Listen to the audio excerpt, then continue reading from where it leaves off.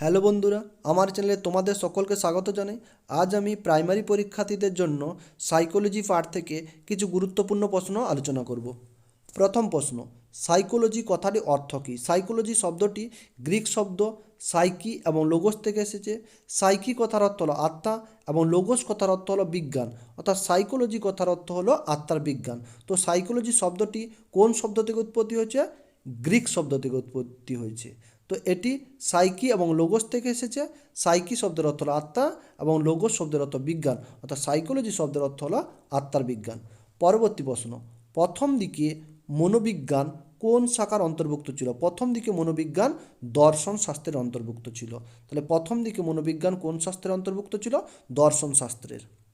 পরবর্তী প্রশ্ন, আধুনিক ধারণা অনুযায়ী মনোবিজ্ঞান হলো আচরণের বিজ্ঞান। তো আধুনিক ধারণা অনুযায়ী মনোবিজ্ঞান হলো আচরণের বিজ্ঞান।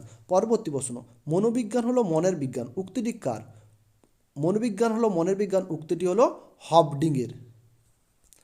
পরবর্তী প্রশ্ন, মনোবিজ্ঞান হলো চেতনার বিজ্ঞান, উক্তিটি কার? মনোবিজ্ঞান হলো চেতনার বিজ্ঞান, উক্তিটি হচ্ছে অ্যাঙ্গেল।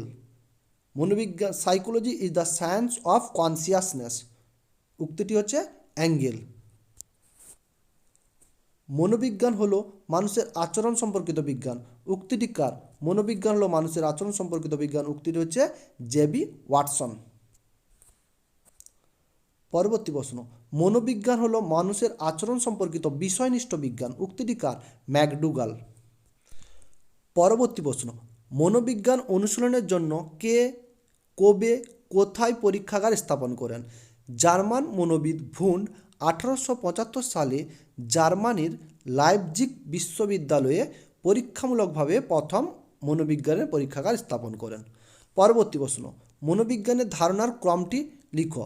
মনোবিজ্ঞানের ধারণার ক্রমটি হলো আত্মার বিজ্ঞান, চেতনার বিজ্ঞান, মনের বিজ্ঞান, চেতনার বিজ্ঞান, আচরণের বিজ্ঞান।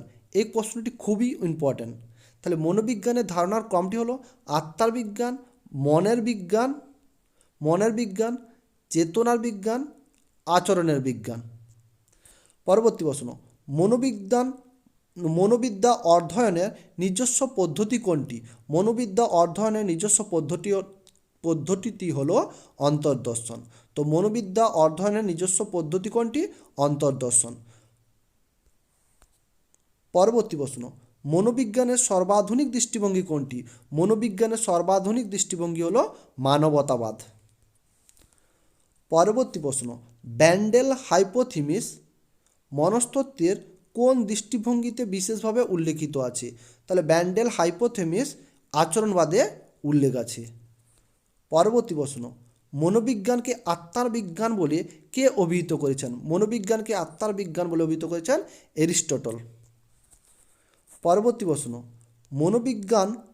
মনোবিদ্যার বিষয়বস্তু হলো বিভিন্ন ধরনের মানসিক প্রক্রিয়া, অর্থাৎ মনোবিজ্ঞানের বিষয়বস্তু মনোবিজ্ঞান বিভিন্ন ধরনের মানসিক প্রক্রিয়া নিয়ে আলোচনা করে।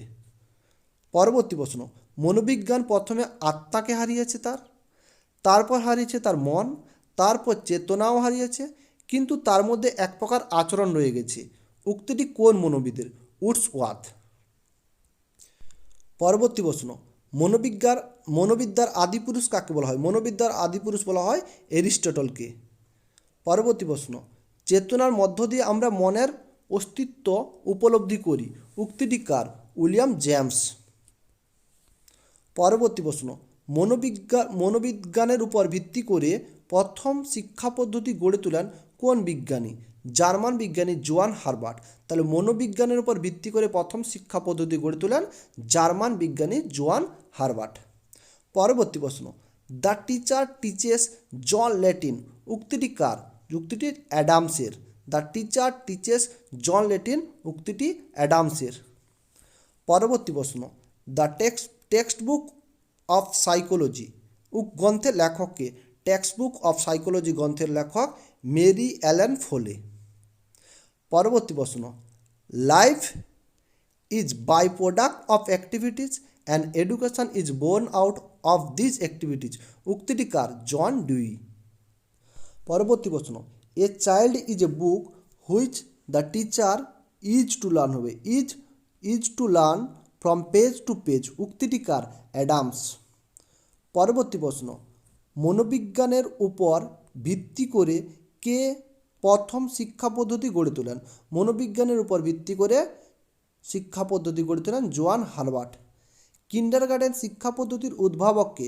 কিন্ডারগার্টেন শিক্ষা পদ্ধতির উদ্ভাবক হলেন ফ্রেডরিক ফ্রোয়েবেল।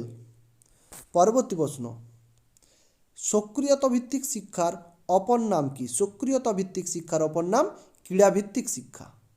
পরবর্তী প্রশ্ন, সমাজমিতি কৌশলের উদ্ভাবককে? সমাজমিতি কৌশলের উদ্ভাবক হচ্ছেন ডক্টর J.L. মোরেনো।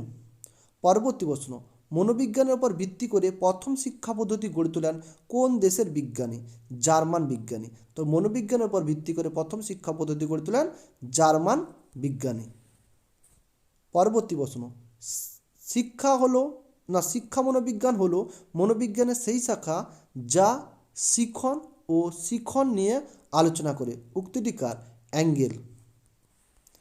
পরবর্তী প্রশ্ন, শিক্ষা মনোবিজ্ঞান হলো মনোবিজ্ঞানের কী জাতীয় শাখা? শিক্ষা মনোবিজ্ঞান হলো মনোবিজ্ঞানের তত্ত্বগত শাখা।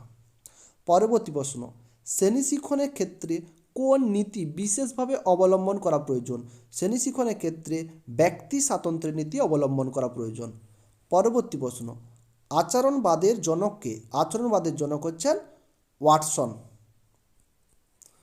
পরবর্তী প্রশ্ন, শিক্ষা একটি প্রয়োগমূলক বিজ্ঞান। শিক্ষা কি? শিক্ষা একটি প্রয়োগমূলক বিজ্ঞান।